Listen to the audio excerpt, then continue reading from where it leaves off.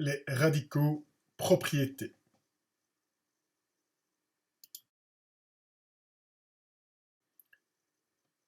Les deux propriétés suivantes vont être bien utiles pour réaliser les exercices sur les radicaux. La première propriété nous dit la racine carrée du quotient de deux nombres strictement positifs est égale au quotient des racines carrées de ces deux nombres, et inversement. Cela signifie que lorsque le radical couvre toute une fraction, on peut effectuer séparément la racine carrée du numérateur et la racine carrée du dénominateur. Racine carrée de la fraction a sur b est égale à racine carrée de a sur racine carrée de b. Prenons un exemple numérique. Racine carrée de 81 169e, c'est égal à la racine carrée de 81 sur la racine carrée de 169. Ce sont deux carrés parfaits que je vais pouvoir calculer. Racine carrée de 81 est égale à 9, racine carrée de 169 est égale à 13. Racine carrée de 81 169e est égale à 9 13e.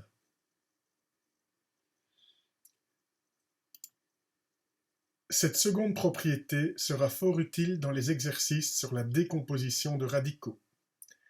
La racine carrée du produit de deux nombres positifs est égale au produit des racines carrées de ces deux nombres, et inversement. La racine carrée du produit de a par b est égale au produit de la racine carrée de a par la racine carrée de b. Prenons un exemple numérique. Racine carrée du produit de 9 par 7 est égale à la racine carrée de 9 multipliée par la racine carrée de 7. Racine carrée de 9 étant un carré parfait, je vais pouvoir le calculer. Cela me fait 3. J'obtiens donc 3 racines carrées de 7, ou 3 fois racine carrée de 7. Ces deux propriétés sont très importantes pour réaliser les calculs.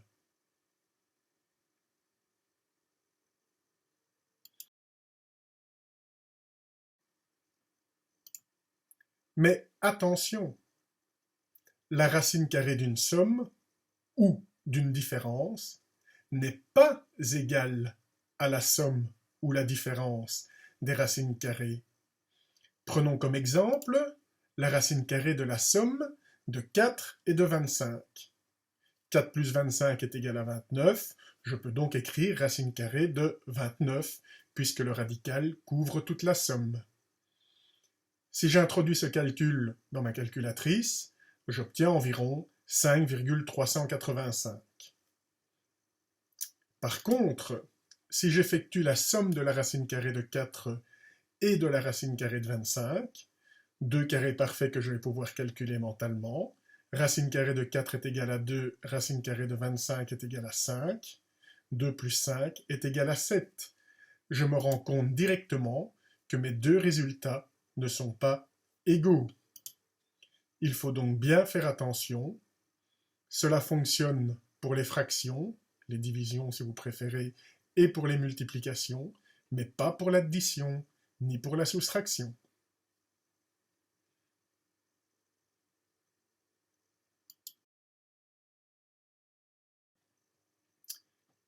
Carré et racine carrée d'un nombre. Élevé au carré et racine carrée sont deux opérations inverses. Dès lors, effectuer le carré de la racine carrée d'un nombre donnera comme réponse le nombre lui-même. Prenons comme exemple racine carrée de 81 au carré. Si je calcule racine carrée de 81, cela me donne 9, et puis je mets 9 au carré, ça me donne le nombre de départ, soit 81. Il existe plusieurs manières de traduire cette propriété. La racine carrée de a au carré, qui est donc égale au nombre lui-même, c'est-à-dire a, mais je pourrais très bien dire racine carrée de a carré, ou racine carrée de a fois racine carrée de a. Il est donc bien important de se rendre compte qu'un même calcul peut s'écrire différemment.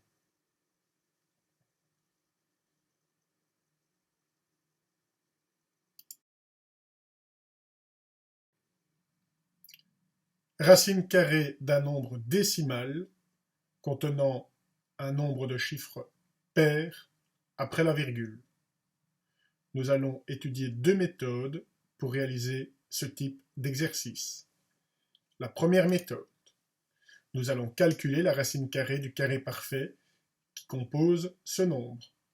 Ensuite, on compte le nombre de chiffres après la virgule dans l'énoncé, on divise par 2 et on obtient le nombre de chiffres après la virgule dans la réponse. Prenons comme exemple racine carrée de 0,0016, racine carrée de 16 10 millièmes. Calculons la racine carrée du carré parfait, c'est-à-dire la racine carrée du nombre 16. On obtient 4. On compte ensuite le nombre de chiffres après la virgule dans l'énoncé. 4 chiffres après la virgule.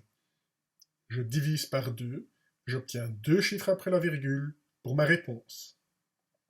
Il ne me reste plus qu'à ajouter un 0 et une virgule, j'obtiens donc 0,04. Racine carrée de 16 10 millièmes est égale à 4 centièmes. L'autre méthode consiste à transformer le nombre décimal en une fraction.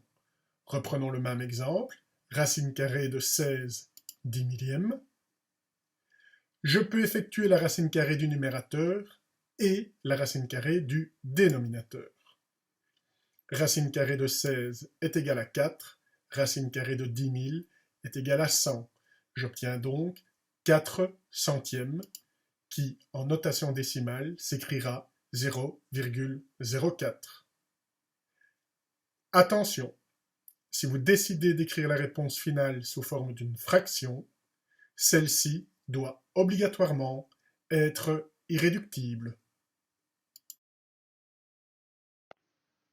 N'hésite pas à relire la théorie de ton cours et à t'entraîner en refaisant suffisamment d'exercices. Bon travail!